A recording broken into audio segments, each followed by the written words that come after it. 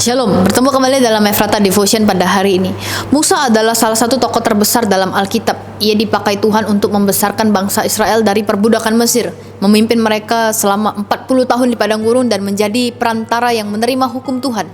Namun ada satu kenyataan yang mengejutkan. Musa tidak diizinkan masuk ke tanah Kanaan, tanah yang selama ini menjadi tujuan perjalanannya. Mengapa? Apakah karena Tuhan tidak mengasihinya? Tentu tidak. Kisah ini mengajarkan bahwa kedekatan dengan Tuhan tidak membuat seseorang kebal terhadap konsekuensi dari ketidaktaatan. Peristiwa itu terjadi ketika bangsa Israel kembali bersungut-sungut karena tidak ada air.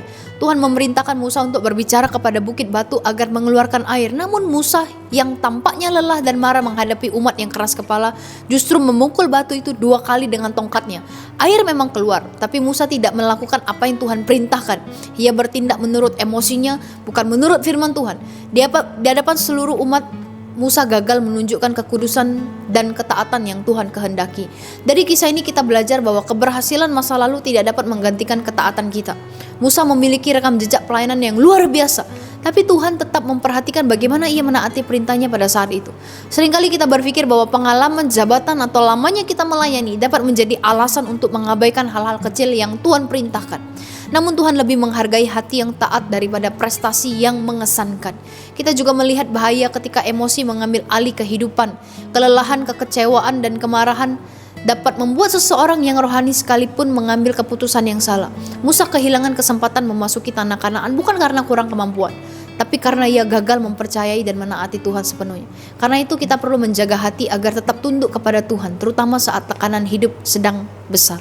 Meskipun Musa tidak masuk ke Kanaan, kasih karunia Tuhan tidak meninggalkannya. Tuhan tetap mempercayai sampai akhir hidupnya dan bahkan berkenan memperlihatkan tanah perjanjian itu dari kejauhan.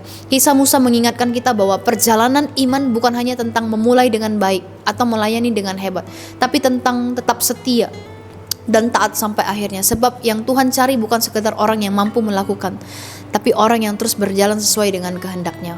Musa kehilangan Kanaan bukan karena kurang mampu, tapi karena gagal taat pada saat yang penting. Mari kita berdoa. Tuhan, kami bersyukur untuk firman-Mu yang mengingatkan kami.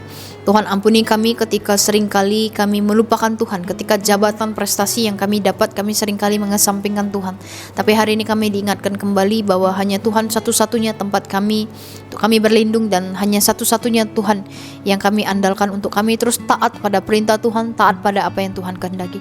Kami serahkan hidup kami sepanjang hari ini ke dalam tangan Tuhan. Hanya di dalam nama Tuhan Yesus kami berdoa. Amin.